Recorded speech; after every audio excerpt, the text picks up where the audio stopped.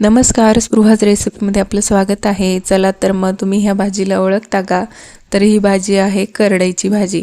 तर गावाकडून अशीच ही भाजी आलेली होती, तर म्हटलं बनवूया आता तुमच्याशी ही रेसिपी शेअर करूया।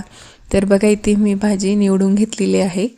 तर ही भाजी निवडताना जो पूर्ण मधला जो शेंडा असतो तर त्याचे 2 भाग करून घ्यायचे असतात आपल्याला पॅरलल, जेणेकरून जो आतला कोवळा भाग असतो त्यामध्ये मावा किंवा अळी असण्याची शक्यता असते, तर ते आपल्याला काळजीपूर्वक निवडून घ्यावं लागतं।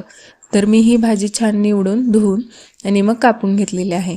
तर बघा इथे आता तेलामध्ये छान जिऱ्याची फोडणी, त्यासोबतच लसणाचीही फोडणी घालून घेतलेली आहे। तर ही फोडणी छान खमंग अशी फोडणी होऊ द्यायची आहे आणि त्यामध्ये मी हे वाटण 5 ते 6 हिरव्या मिरच्या, 4 ते 5 लसूण पाकळ्या आणि थोडेसे भाजलेले शेंगदाणे यांचं हे वाटण केलेलं आहे। तर याला पाणी अजिबात घातलेलं नाही आहे, ओबडधोबड असं वाटण आहे।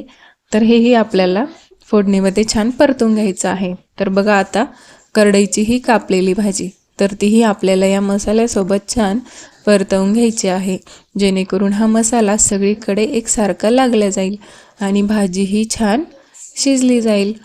तर बघा आता इथे या पद्धतीने छान भाजी आणि मसाला मिक्स करून घ्यायचा आहे। तर बघा मी ते पाणी टाकलेलं नाही आहे, तरीही भाजीमध्ये थोडंसं पाणी सुटण्यासाठी तयार झालेलं आहे, कारण ही भाजी खूपच कोवळी आणि फ्रेश आहे म्हणून। तर हे पाणी काढून न घेता असंच आपल्याला भाजी शिजवण्यासाठी मदत होते याची। तर हे असंच राहून द्यायचं आहे। भाजी पुन्हा एकदा छान मिक्स करून घ्यायची आहे, म्हणजे परतवून। तर त्यामध्ये चवीनुसार मीठ घालून घ्यायचं आहे आणि त्याला 5 ते 10 मिनिट छान शिजवू द्यायचं आहे।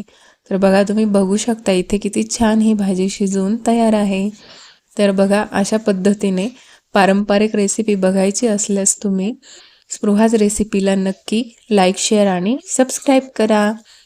कशी बनली करडईची भाजी मला कमेंट करून नक्की सांगा आणि अजूनही स्पृहाज रेसिपीला सबस्क्राईब केलं नसेल तर लवकरात लवकर सबस्क्राईब करून घ्या। भेटूया पुढच्या रेसिपीत।